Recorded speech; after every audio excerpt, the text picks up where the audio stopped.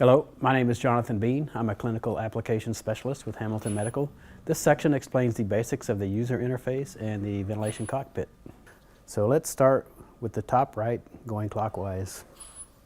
Here you can see the current mode and patient population and the basic ventilator settings.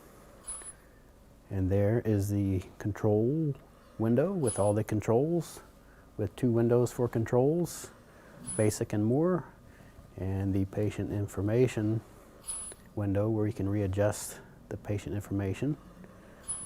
Next is the alarms window where you may adjust all the alarms. There's 2 sections, limits 1 and limit 2. Limits 2 is where you'll find the end-tidal CO2 alarm and others, and there's the buffer window. Below the alarms tab, you'll see the battery charge indicator with separate indicators for battery 1 and battery 2. Battery 2 is the hot swappable battery. Battery 1 is the fixed battery.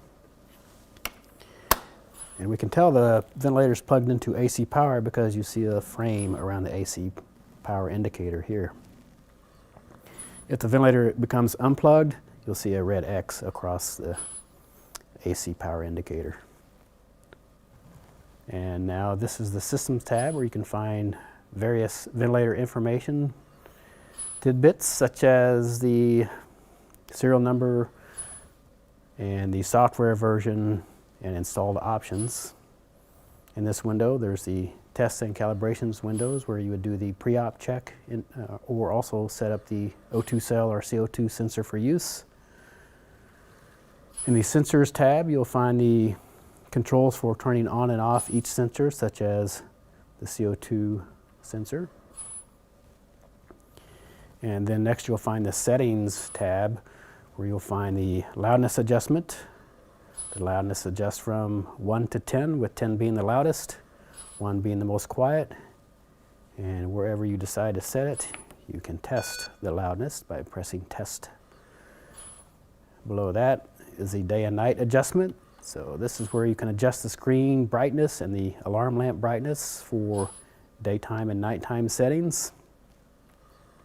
Or you can set the screen to adjust automatically in relation to ambient light. Next tab down is where you may adjust the date and time. And we can close that window by touching System again. Next tab over is called Events. This is the logbook, so to speak, of recent ventilator events, including setting changes and alarm messages. Next tab over is the Tools tab, where you can select between high pressure oxygen and low pressure oxygen. You do have to be in standby to switch to low pressure oxygen, and the maximum flow for low pressure oxygen will be 15 liters per minute. You can also choose to set the alarm limits for oxygen manually. In this window also is the Configuration tab. By inputting a code, you'll be able to change options on the ventilator. Next tab over is the Monitoring window, where you'll see all the monitored values available on the T1.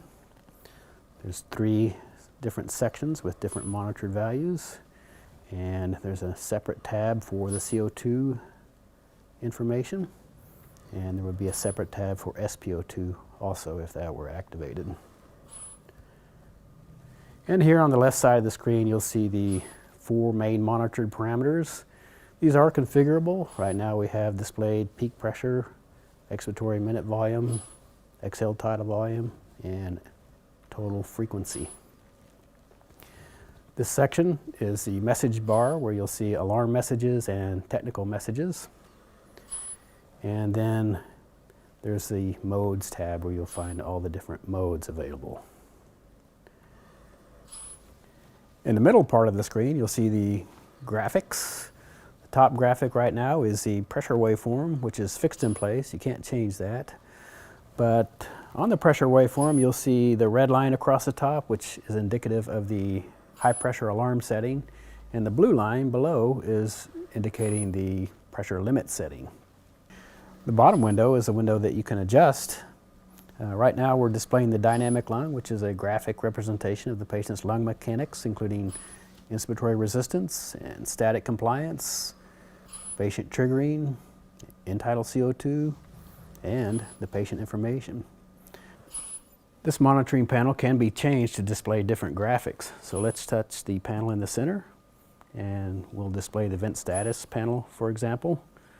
The vent status panel displays 6 different monitoring parameters, each parameter with their defined upper and lower limits. As the indicators reach the weaning parameter limits, a small timer appears telling us how long that parameter has been within weaning limits. When all timers appear, a large timer appears here and the panel is framed in green. We can also change to display different waveforms. So we'll open up the graphic window again, and on the right side, waveforms.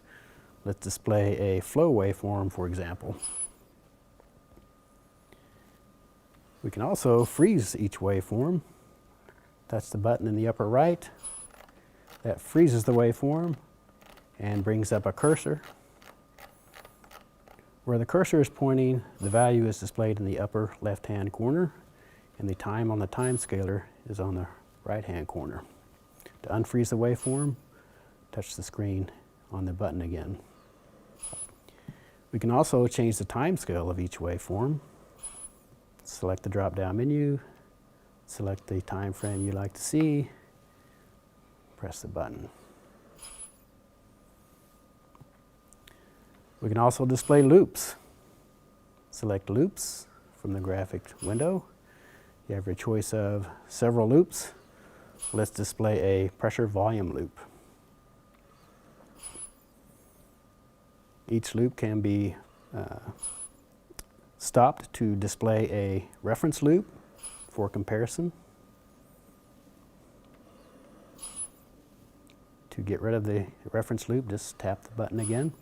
The ventilator can also display trends.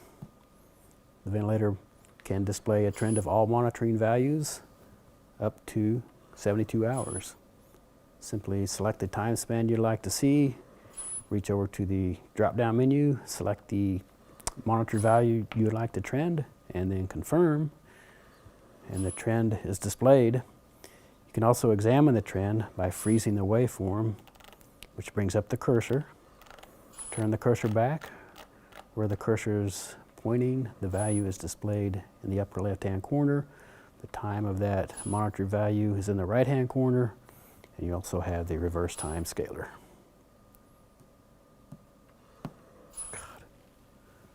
And now we'll just go back to the dynamic lung graphic.